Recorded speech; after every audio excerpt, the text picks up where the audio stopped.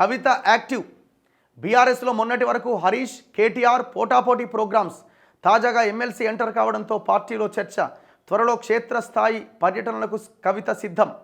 ఇప్పటికే జాగృతి ముఖ్య అనుచరులతో చర్చలు. జైలు నుంచి వచ్చిన 3 నెలల తర్వాత జనంలోకి. కేటీఆర్ కంటే కవితకే ఎక్కువగా మాస్ ఫాలోయింగ్ అనే డిస్కషన్. గులాబీ బాస్ సూచన మేరకే ముగ్గురు యాక్టివిటీస్. ఎన్ని యాక్టివిటీస్ చేసినా ఇందులో కేటీఆర్ ఖతం కాబోతున్నాడే.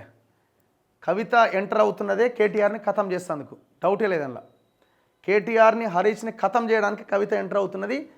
అండ్ ఇంకొక విషయం ఏంటంటే, ఈమె జనాల్లో ఇంకా ప్రజల్లో ఈమె మెప్పు పొందే అవకాశం లేదు. ఎందుకంటే ఆ లిక్కరు స్కాము అంత పెద్ద కథ, అది పొందే అవకాశం లేదు. కానీ పార్టీలో మాత్రం వీళ్ళిద్దరి మీద, మరి హరీష్ మీద ఏం చేస్తుందో తెలియదు, కానీ కేటీఆర్ మాత్రం ఖతం చేసేస్తుంది, డౌట్ లేదు.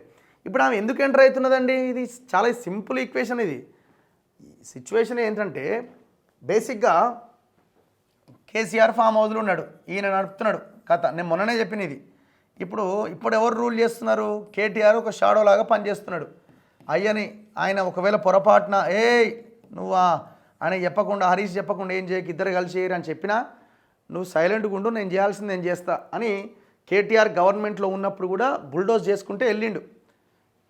ఎందుకంటే మొత్తం రియల్ ఎస్టేట్ మాఫియా, ఈ మొత్తం ఇదంతా కూడా ఈయన చేతుల్లోనే ఉన్నది. అంటే ఈయన తక్కువ ఏం కాదు. ఇప్పుడు ఇక్కడ కవిత ఇప్పుడు ఎంటర్ అయింది. కవిత యాక్చువల్గా ఆమె ఇప్పుడు ఎంటర్ అవ్వాల్సిన ఆమె కాదు. సడన్గా ఎందుకు ఎంట్రీ ఇచ్చింది? ఆమెకు 3-4 నెలల తర్వాత ఎంటర్ అవ్వాలని ఆమె ప్లాన్, ఇంకొక 6 నెలల తర్వాత. ఇప్పుడు ఏమవుతున్నదంటే, ఇప్పుడు కేటీఆర్ మీద ఎంక్వైరీలు జరుగుతున్నాయి, విచారణలు జరుగుతున్నాయి. ఈయన లోపలేసే అవకాశం ఎక్కువగా కనిపిస్తున్నది. మన లగచర్ల కేసులను వేయాలనుకున్నారు, మరి ఎందుకో తెలియదు, లేదు ఇంకొంచెం సమయం చూసి వేస్తారో ఏమో తెలియదు. కేటీఆర్ని లోపలేసే క్రమంలో ఈ ప్లేస్ పోతుంది కదా, ఈ ప్లేస్ని ఎవరు ఆక్యుపై చేస్తారు? ఆటోమేటిక్గా హరీష్ ఆల్రెడీ ఈయనతో సమానంగా చేస్తున్నప్పటికీ ఎంతైనా తండ్రి కొడుకు వైపునే ఉంటాడు కదా. సో హరీష్ ఈ ప్లేస్ని ఇంకా ఎవరు ఉండరు కాబట్టి హరీష్ ఎక్కువ యాక్టివ్ అయ్యే అవకాశం ఉంది. హరీష్ ఎక్కువగా ఎప్పుడైతే యాక్టివ్ అవుతారో పార్టీ ఆటోమేటిక్గా హరీష్ రావు చేతిలోకి వెళ్ళిపోతుంది. దీన్ని పసిగట్టిన కవిత అండ్ కేసీఆర్ ఈ ప్లేస్ని ఆక్యుపై చేయడానికి, ఈ ప్లేస్లోకి వచ్చేయడానికి కవితను రంగంలోకి దించండి. కవితను రంగం ఎంత ఉన్నా అల్లుడు అల్లుడే, కొడుకు కొడుకే, బిడ్డ బిడ్డే తండ్రికి, అంతే కదా. అల్లుడు అల్లుడే, కొడుకు కొడుకే, బిడ్డ బిడ్డే. కొడుకు బిడ్డ మీద కంటే ఎక్కువ ప్రేమ అల్లుడి మీద చూపిస్తారా, లేకపోతే కొడుకు బిడ్డ మీద చూపిస్తారా? తమ్ముడు పోతున్నాడు జైలుకి పోయే అవకాశం ఉంది, వీడికి వచ్చాయని వీడికి దింపుతున్నాడు రంగంలోకి. అంతకు మించి ఇందులో ఏమీ లేదు. సో ఇప్పుడు మరి హరీష్ ఏంటి అన్నది చూడాలి. మరి హరీష్ బలిక బక్రా అయిపోతాడా? ఇప్పటికే అయ్యిండు.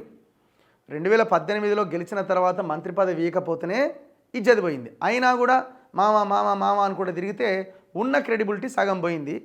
ఇప్పుడు మామని భుజాల మీదకి ఎత్తుకొని మోస్తూ ఉన్నాడు, ఇంకా పోతున్నది. ఇంకా ఎన్ని రోజులు ఈ పని చేస్తాడు?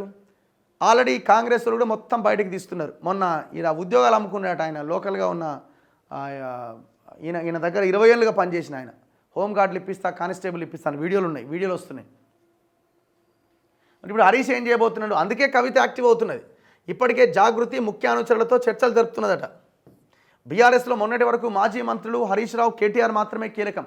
ప్రభుత్వానికి వ్యతిరేకంగా ఆందోళన చేయడం, ప్రెస్ మీట్స్ నిర్వహణ, కార్యకర్తలతో సమావేశాలన్నీ వీరిద్దరే చూసేవారు. కానీ వారి కనుసనలోనే పార్టీ కార్యక్రమాలన్నీ జరుగుతూ వస్తున్నాయి. ఇద్దరి గైడ్లైన్స్ మేరకే లీడర్లు క్షేత్రస్థాయిలో పనిచేస్తున్నారు. తాజాగా ఎమ్మెల్సీ కవిత ఎంటర్ కావడంతో బీఆర్ఎస్లో 3వ ఉద్యమ సెంటర్ తయారైందని డిస్కషన్ సాగుతున్నది. పార్టీలో ఉన్న ఆమె ఫాలోవర్స్ సైతం యాక్టివ్ అయ్యారు. కవితతో రెగ్యులర్గా టచ్లో ఉంటూ ఆమె ఇస్తున్న గైడ్లైన్స్ మేరకు పనిచేసేందుకు రెడీ అవుతున్నారు. త్వరలో కవిత జిల్లా టూర్లకు సిద్ధమవుతున్నట్టుగా తెలుస్తున్నది. హరీష్ రావుని ఖతం చేస్తున్నారు పార్టీలో, వెరీ క్లియర్. హరీష్ని ఖతం చేసే కుట్ర జరుగుతున్నది. అది మీ బీఆర్ఎస్ నాయకులే కార్యకర్తలు తెలుసుకోవాలి, హరీష్ రావు తెలుసుకోవాలి. కవితలో కొత్త ఉత్సాహం. ఢిల్లీ లిక్కర్ స్కామ్ కేసులో కవిత 5 నెలల పాటు జైల్లో ఉన్నారు. బెయిల్పై విడుదలైన తర్వాత ఆమె 3 నెలల పాటు ఇంటికే పరిమితమయ్యారు. ఎలాంటి రాజకీయాల జోలికి పోలేదు, ఏ పొలిటికల్ ఘటనపైన మాట్లాడలేదు. చివరికి పార్టీకి చెందిన లీడర్లను సైతం కలవలే. ఈ మధ్య బయటకొచ్చి ఆమె తాజా రాజకీయాలపై స్పందిస్తున్నారు. తన సొంత సంస్థ జాగృతి కార్యకర్తలతో సమావేశం నిర్వహిస్తున్నారు. కులగణన త్వరగా పూర్తి చేసి స్థానిక సంస్థల్లో బీసీ రిజర్వేషన్లు ఫైనల్ చేయాలని డిమాండ్ చేస్తున్నారు. బీసీ రిజర్వేషన్ గురించి మాట్లాడుతుంది మేడం, ఫస్ట్ మీ నాయన దగ్గర నుంచి స్టార్ట్ చేయి.